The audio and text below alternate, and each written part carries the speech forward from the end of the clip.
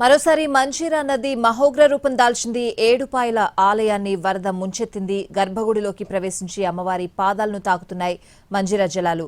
పసుపులేరు పుష్పాల వాగులకు ఇంకా వరద తగ్గలేదు. ఇంకా పిల్లకొట్టాల్ సబ్స్టేషన్ జల దిగ్బంధంలోనే ఉంది. చాలా ప్రాంతాలకు కరెంట్ లేదు. హవేలీ ఘనపూర్ మండలం గాజిరెడ్డిపల్లి దగ్గర కల్వర్ట్ తెగిపోయింది. బురుగుపల్లిలో చెరువుకు గండిపడింది. పోచారం ప్రాజెక్టుకి వరద తగ్గింది. నిన్న ప్రాజెక్టు కట్టకు గండిపడ్డంతో జనం ఒక్కసారిగా భయపడ్డారు.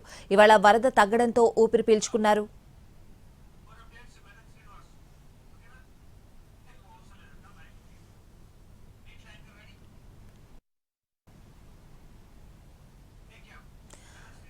మరోసారి మంజీరా నది మహోగ్ర రూపం దాల్చింది. పూర్తి అప్డేట్స్ అడిగి తెలుసుకుందాం. మా ప్రతినిధి శ్రీనివాస్ లైవ్ లో సిద్ధంగా ఉన్నారు. శ్రీనివాస్, స్వాతి, మంజీరా నది మరోసారి మహోగ్ర రూపం దాల్చింది. 10 రోజుల క్రితమే మంజీరా నదికి దాదాపు 50,000 క్యూసెక్ల వరద ప్రవాహం కొనసాగింది. దీంతో పాపన్నపేటలో ఉన్నటువంటి ఏడుపాయల ఆలయం అంతా కూడా పూర్తిగా నీట మునిగింది.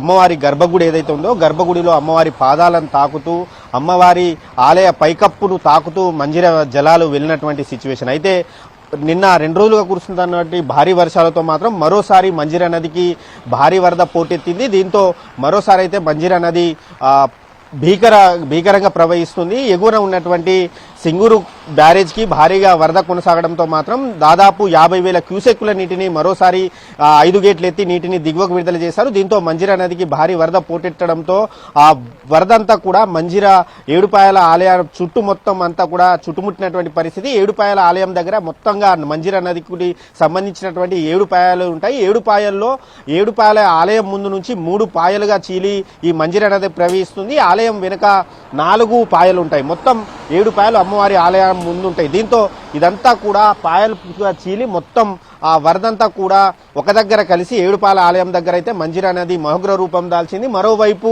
ఆ మంజీరా మెదక్ జిల్లాలో ఉన్నటువంటి పసుపులేరు వాగు ఉధృతి కూడా ఇంకా తగ్గలేదు.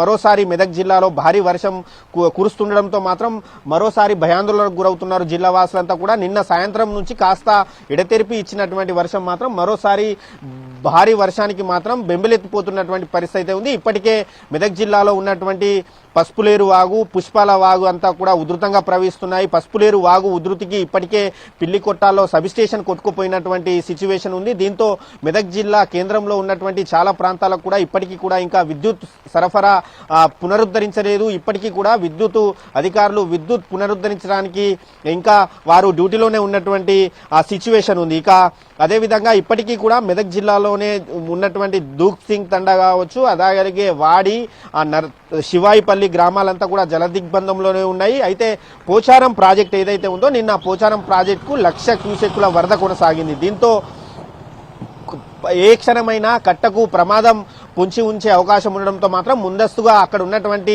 జక్కన్నపేట గ్రామం, అదేవిధంగా సర్దన, అలాగే రామతీర్థం గ్రామస్తులను మాత్రం ముందస్తుగా మెదక్ జిల్లాలో ఉన్నటువంటి వెంకటేశ్వర గార్డెన్ లో పునరావాస కేంద్రంకి తరలించారు. అయితే ఈ రోజు కామారెడ్డిలో మెదక్ కామారెడ్డి జిల్లా సరిహద్దులో ఉన్నటువంటి పోచారం ప్రాజెక్టుకు వరద తగ్గడంతో మాత్రం అక్కడ ఉన్నటువంటి అధికారులు కావచ్చు, గ్రామస్తులంతా ఊపిరి పీల్చుకున్నారు. ఇక సిద్దిపేట జిల్లా విషయానికి వస్తే సిద్దిపేట జిల్లాలోనూ నిన్నటి నుంచి వర్షాలు దంచి కొడుతున్నాయి.